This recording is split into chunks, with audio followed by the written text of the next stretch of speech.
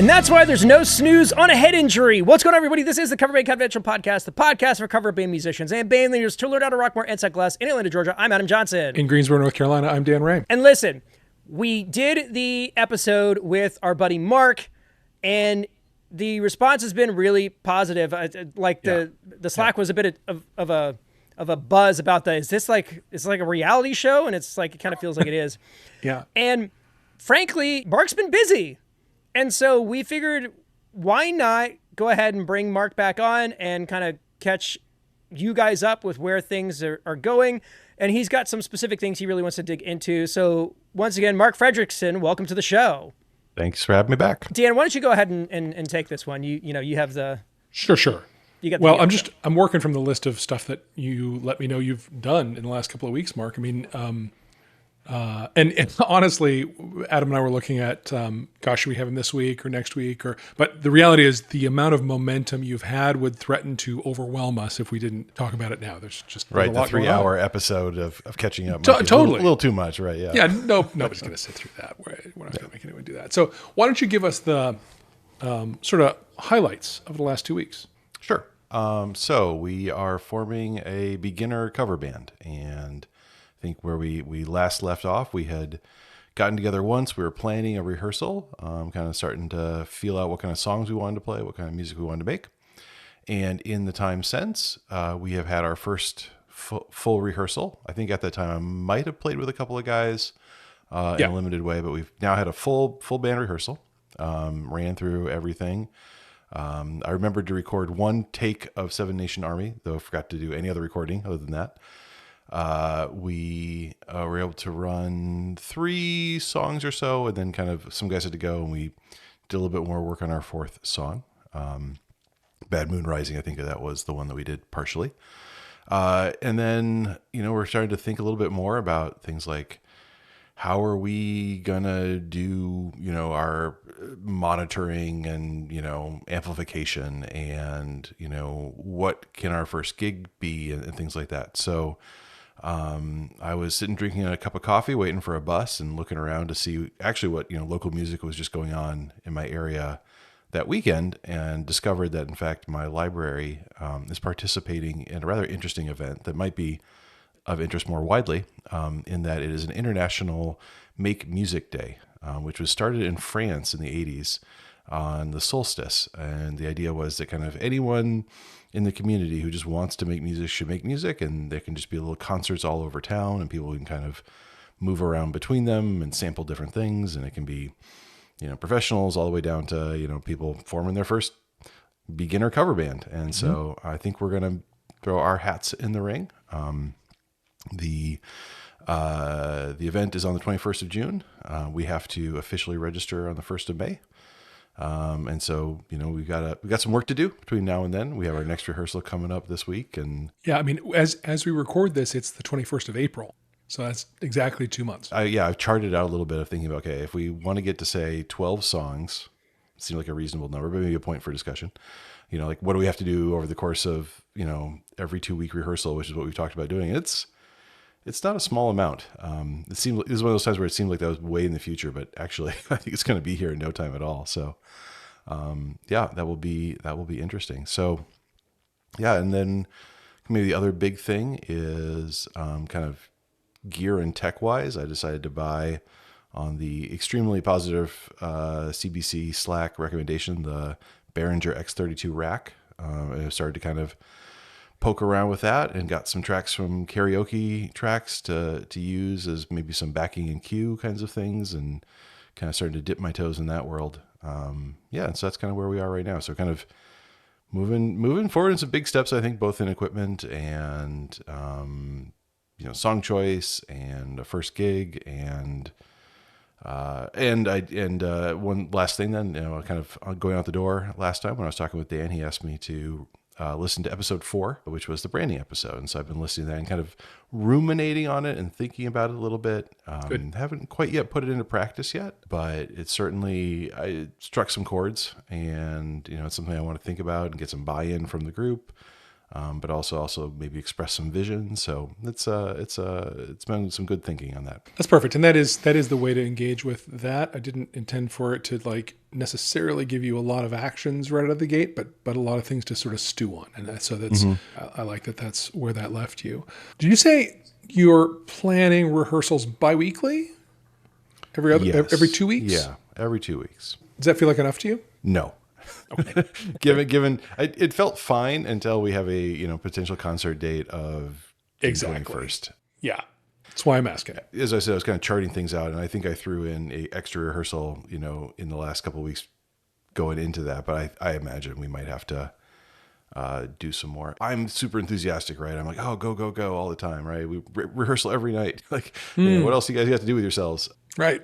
I don't want to overwhelm anyone. Like, and kind of how I sold this initially was, we'll kind of ease into it. A couple of rehearsals a month. We'll plan for a gig sometime over the summer. So I don't want to come on too strong here. But at the same time, I do think there is appetite. I got together with a couple of the guitarists on Friday for just some kind of, working a few things and trying out some equipment and things like that. So I think, within schedules of adults who have busy lives, there's an appetite for it, but it's just a matter of how hard do I want to push, and how do we collectively all agree that, yeah, we probably need to be at least getting 3 out of 4 weeks in or something like that.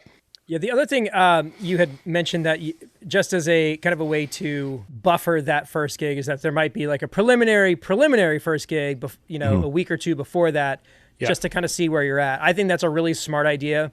Me too. Because it is the opportunity for you to find out the things you don't know, and to do it in like a fairly low stakes deal so that you can make adjustments if you need to. But let's kind of get into the nuts and bolts of what it is you're looking to do. So as of today, we're 2 months out. It's a 30-minute deal that you've got the time slot you're supposed to be filling. I get the impression that there's a lot of flexibility here, right? Okay. No one's getting paid. The library is just trying to kind of act as a matchmaker to try to find people, venues and locations that are willing to have bands and bands that want to play. I wasn't able to, this is the 3rd year, I believe, that they've participated in it. I wasn't able to find a lot of information because I think what they do is every year, like, they kind of reset the website. So I wasn't able to go back and find a lot of information on last year. But from what little I could see, at least one location in town, a smaller meadery, they make mead. They had 3 solo artists each do a 45-minute session over a 3-hour period. And assuming that's typical, that's what I'm guessing we're probably looking at. Gotcha. And, thinking about the number, I think 12 is probably a good target to aim for. But the way that I would look at it, because again, we're always kind of thinking about ways that we can optimize and figure out the best path. So the goal is probably going to be get a repertoire of 12 songs, but you're probably going to end up playing 10 of those 12. Okay. And that, again, gives you a buffer that says, okay, maybe this song isn't quite up to where we want it to be, so we can just table that for some other time.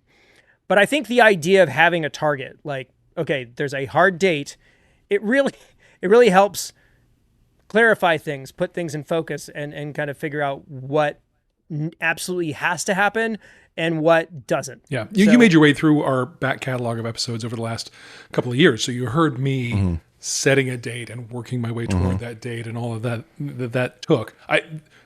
I would not have gotten as focused as I got without that date. So I think targeting this and aiming toward it is a really smart move. The other thing I wanted to kind of mention, and I'm not sure if you had gotten this far yet, was the idea of practice versus rehearsal. Have you guys had that conversation yet? No, and I'll be interested to hear your take on that.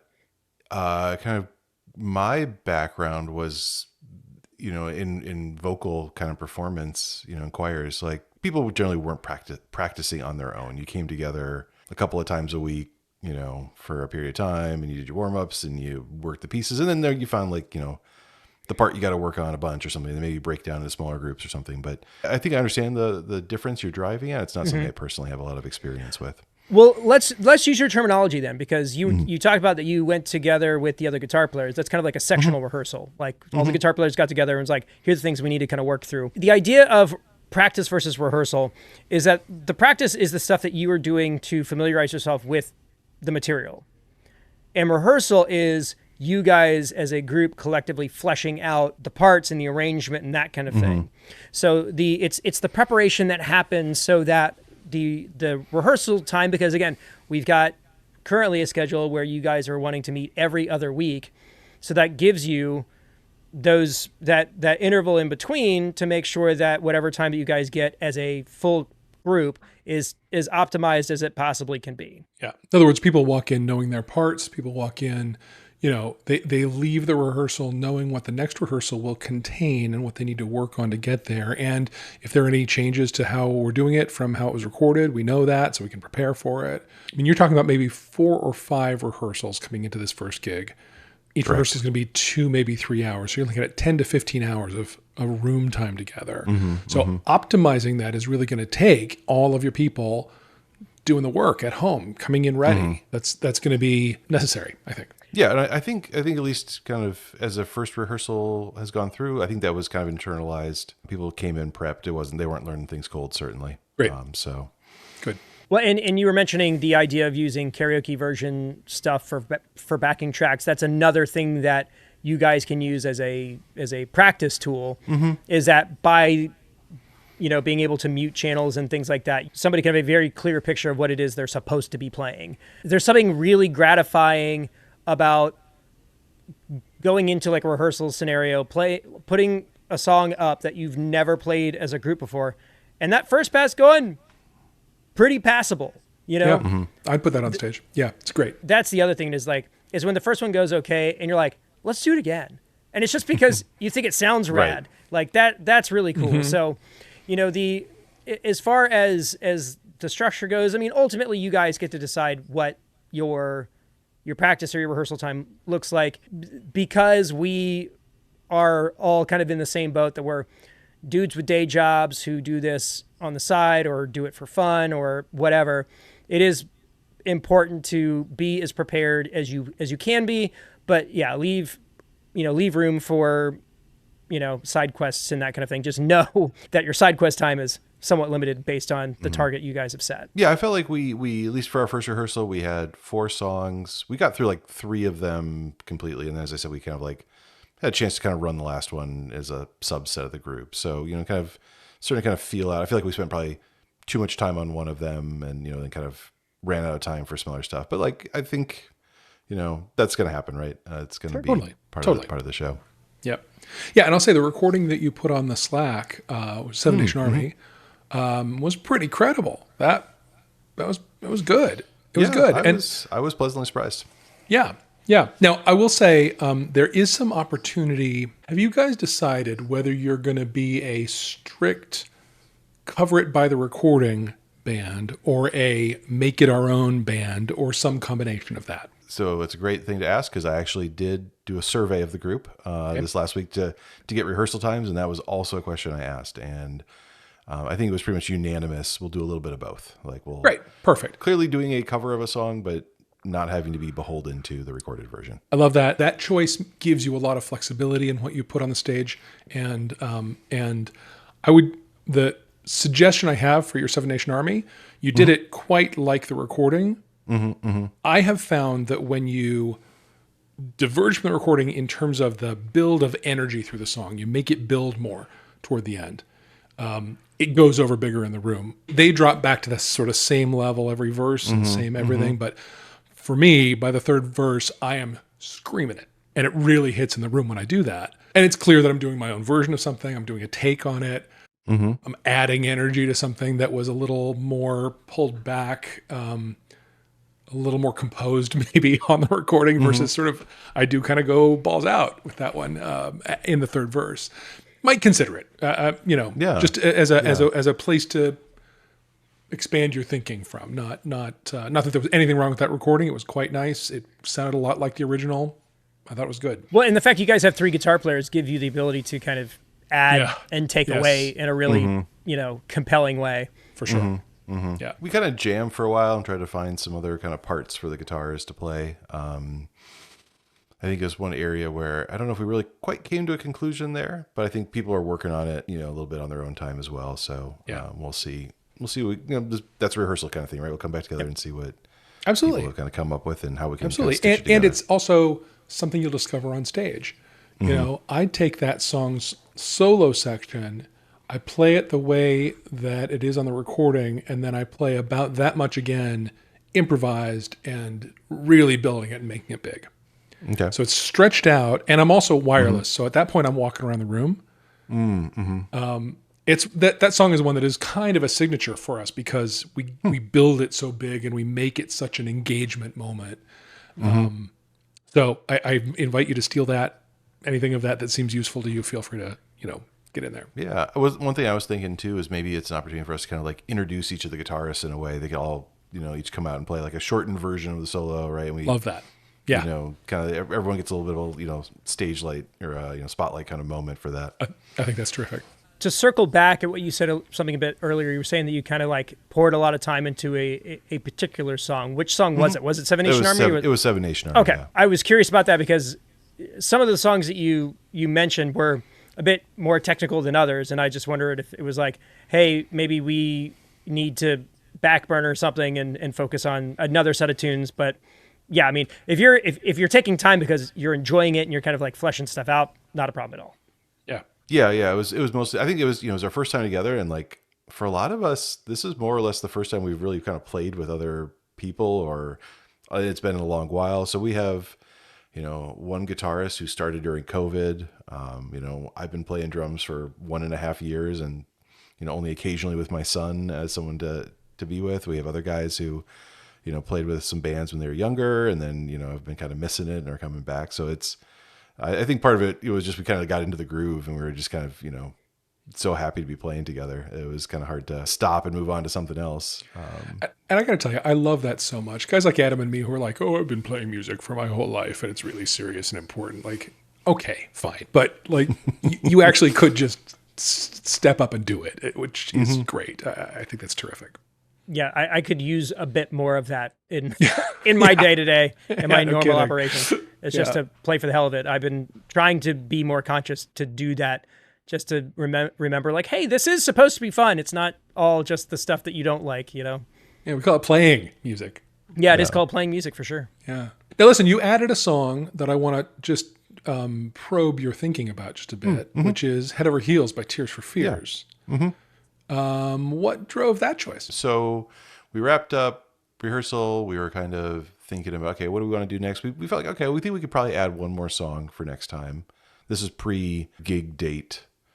So, it was kind of nebulous, but we were like, okay, we could probably maybe, touch back on Seven Nation Army, work the other ones a little bit more, and then, kind of dive into something else. And we were thinking, okay, we have, Bad Moon Rising from the 70s. We have Seven Nation Army, early 2000s. We had Sweater Song from the 90s.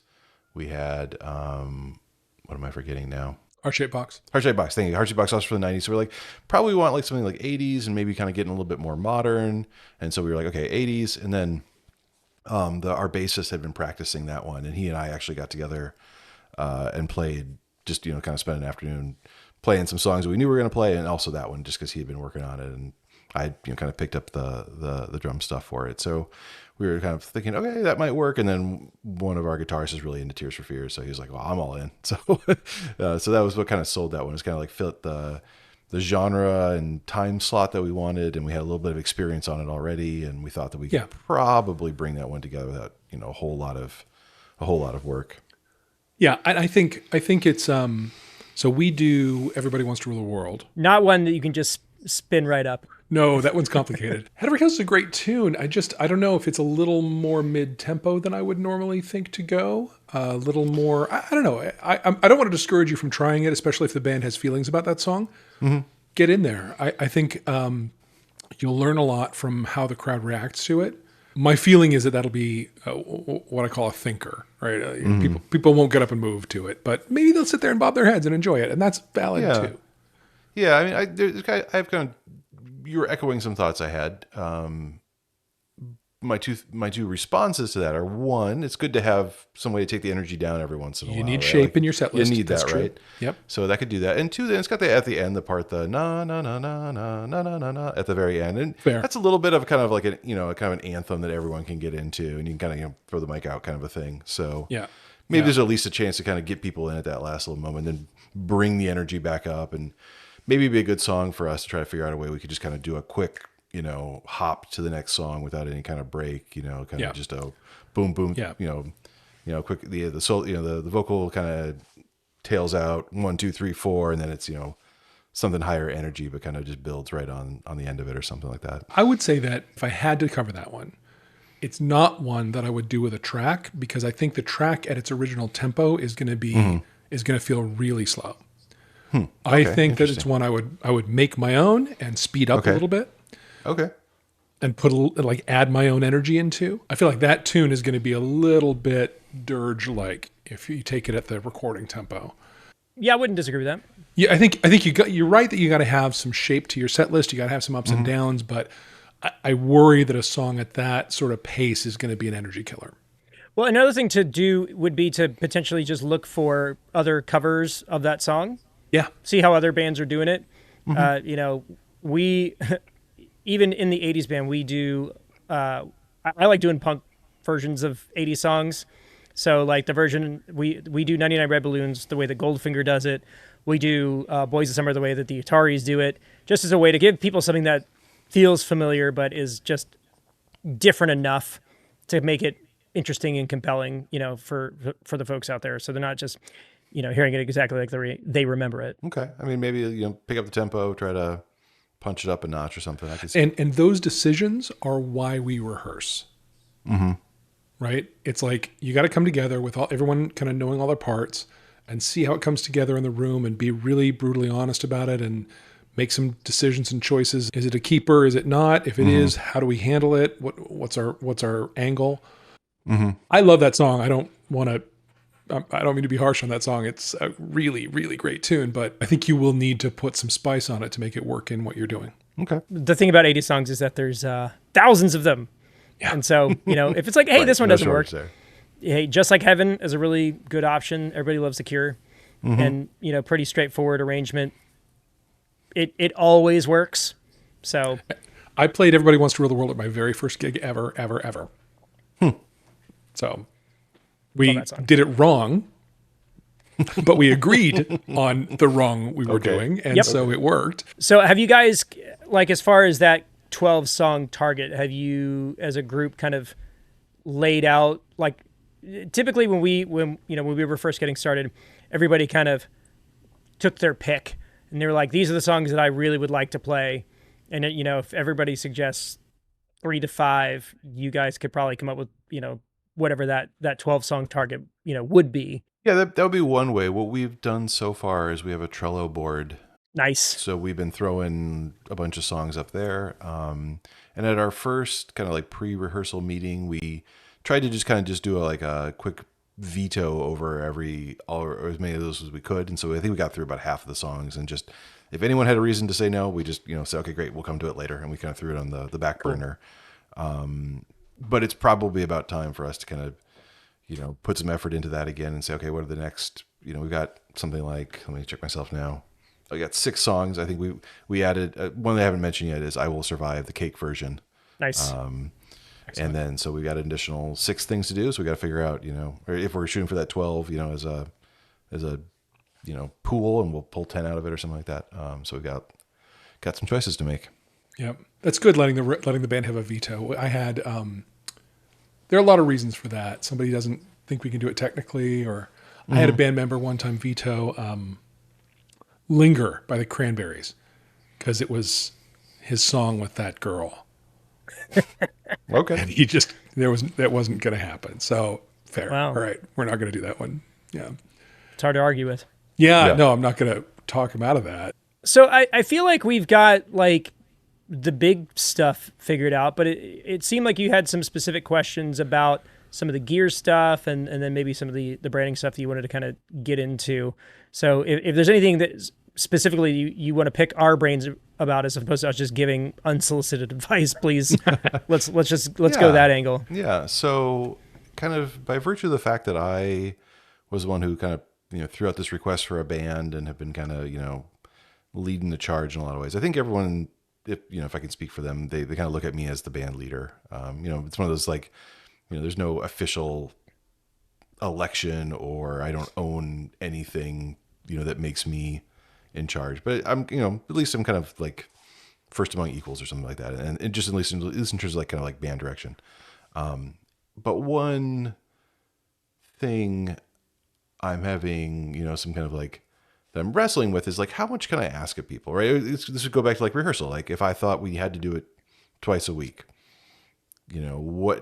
how do I phrase that in a way, say I have a vision. I think to achieve that vision, we need to do twice a week rehearsal. Or another concern is, so, I'd really like us to get on in-ears. I think wireless is probably the way to go, so that we can have like cues and or backing tracks, and just it opens up a lot of options. And and then we're just kind of going through the PA instead of guitar amps and live drums and kind of things like that. So I think that's important, right? That's part of the vision I have for this band.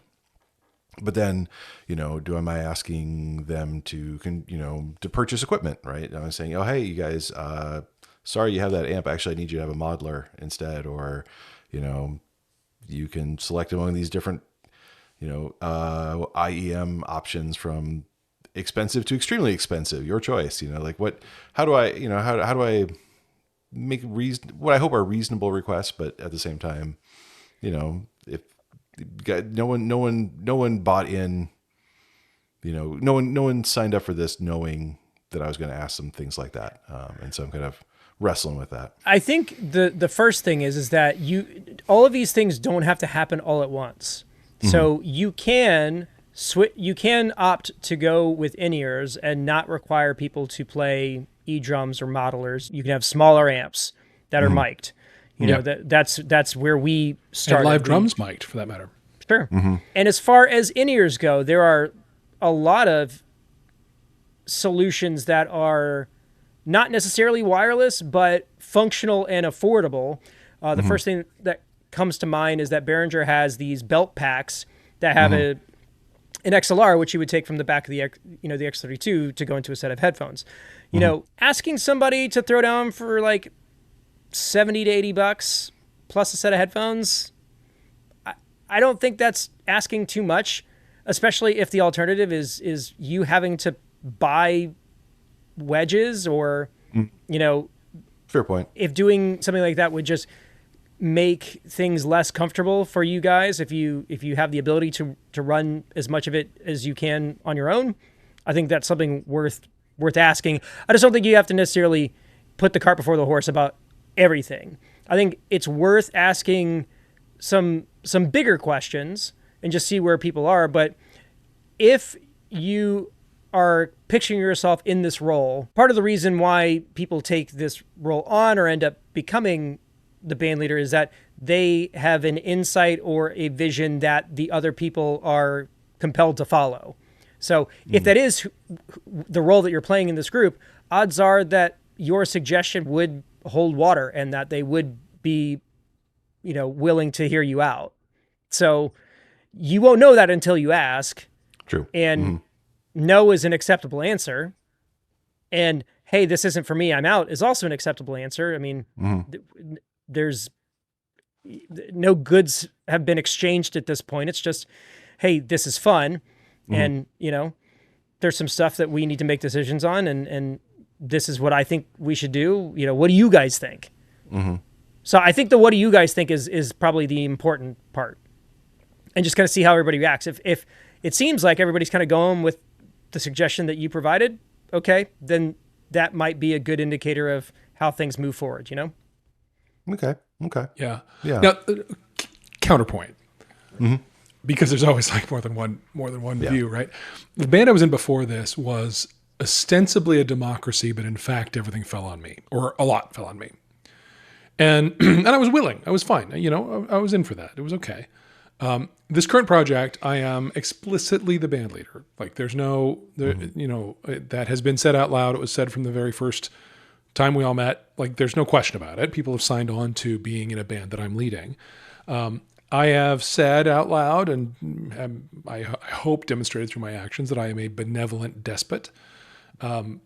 In that I always want their input about what we're doing. I want their input about songs. I'm very, very open to all of that. Like I'm clear that part I couldn't possibly do on my own. But when it comes to gear, even gear that you might think of as shared, I've learned by losing some stuff in some divorces that I'm not going to do that. I'm just going to pay for it myself. And I am privileged enough that I have a good enough day gig that I can pull that off. That has worked well for me. I mean, that Behringer thing that my drummer uses, because he's wired to he's not running around the stage. He can be wired. It's fine. But I bought that, and he's using I bought it for him. He's using it. If it was some other drummer aside from him, it'd be that drummer using it. But I'm not going to try to assemble a show's worth of gear by hoping that other people are going to be willing to participate in my vision tech-wise, right? That's been expensive, but it's the choice I made because it leaves me with certainty about what I want to produce. Counterpoint. Please. I think that these kinds of conversations at this phase in the journey is probably premature. Yeah, I think you're probably right. Yeah. Okay. I think that, if you guys get on the other side of this June 21 situation and it goes, not even goes swimmingly or goes terrible, but just goes. Yeah. I think that's a good time to be like, hey, so we've got, this seems to be, this seems like a it's thing. working. Yeah. What do you guys, what do you think the next thing looks like? I think practically thinking about monitors, I think you can be like, hey, I got this mixture and I think it'd be good for rehearsals. Here's some things that the guys in the podcast suggested, you could throw down for 6 of these belt packs and see if anybody will pay you back. But fully expecting that they may not, that's a way to do that. And it does kind of give you that opening conversation about I've invested some money into this gear and, this is kind of the way that I see things. If anybody else wants to step up, by all means. But again, I think other than just the practical questions, I think all of this can wait. Because the last thing you want to do is get a bunch of guys who, again, have never done this before, and you start one rehearsal in. Right. Yeah, right. This is the this is the second date that went way too serious, way too fast. Oh yeah, fair point. Totally. Right. And you're like, I gotta go. Yeah. I don't feel like picking out curtains on our second home that we're gonna buy. Right. Yeah. I'm gonna go to the bathroom and then they just leave. They never come back. Out the bathroom window. Yep. Fair point. Totally. That's good perspective. Yeah. And think about it that you guys are dating more or less. You don't even know. You know what? You're not even dating. You're just talking. You don't know where this is going. You're just texting. You're just kind of enjoying each other's company, kind of feeling each other out. No, there is like a date in the future, and it's not super far in the future. We're meeting some parents mid June or something like that, maybe. Right. Yeah. Well, no, you guys are out in the driveway, and you have to have that. So what are we? You know? Yeah. And then that's the time where somebody either makes their move or that's that, and then you go your separate ways. But man, I'm starting to get really nostalgic all of a sudden. Me too. And this isn't just band stuff. Anyway. Right. Oh well. You're thinking about the right things the right way, but don't sweat that kind of stuff until it seems like you've got some buy-in. Because listen, 2 or 3 people peeling off between now and then, 100%, a possibility. Yeah. And the fact is, a gig like the one you described that is, a sort of a mass thing. I don't know. That's only going to have the stakes that you put on it. Sure. In and of itself, it's pretty low stakes. But put as much meaning behind it as you want to. Yeah. If I were you, I would take it 100% seriously, just for the fun of that, and for the growth of that. but I don't know. What are you going to have to 20 people? Yeah, I would consider that a knockout success. If we Totally, had that many totally, people. totally. Yeah. Well, and B, having a realistic expectation of what success looks like is the best part. For sure. Is the best way to do things. Like, I think a lot of people get really carried away with these sorts of things, and it's okay to just kind of like, all right, well, if this happens, if we make it through the song without it completely falling apart, even if it falls apart a little bit, like that'll be a win. Yep. And just, it's the thing about momentum and creating something is just like stacking, tiny wins on top of each other until you've got something, substantial. But Yeah. again, I think you're in the right spot. I think you're in the right headspace. I think the next rehearsal will reveal some things, and then the rehearsal after that will reveal some more things. And then, by the time you guys hit that 2-month mark and it's go time, you'll have a pretty good idea of what you're capable of doing, what needs to happen, and then, what you want to do next. Yeah, no, I imagine we'll learn a lot about ourselves in the process of getting to that, that gig date. Absolutely. For sure. Cool. Very good. So next thing up is next full rehearsal is Thursday. Correct. Yeah, we day found this that drops. Thursdays seem Okay. to work for most people. So Good. yeah. Any set agenda for this, or is it just kind of like let's see where we're at? For the last one, I kind of wrote up something that was fairly detailed. Like, hey, we're going to work on this song, and then we're going to work on this part of this song, and then I felt like that was maybe going a little over the top. If you might notice a trend here. But I think it would be good to at least write up, okay, here are the songs we're going to do, and maybe just how much time for each. If nothing else, just as a reminder to myself that, hey, we got these things to work on. We can't spend all of our time on one thing, and with luck, maybe it's touch on Seven Nation Army just to see how it's going, but maybe then work on something more involved that we haven't spent as much time on to try to cover a little more ground. Yeah, and one thing that I like to do is I think revisiting Seven Nation Army is a good idea because it went well, and to just do that at the top, because again, that's a win. It's like, hey, let's do a thing that went really well. Let's kind of build our confidence back up. Let's kind of get the vibe of the room set back up, so that when you go into something and maybe you hit a bit of a wall, you've got a little bit of wind to your back in order to push through it. Yeah.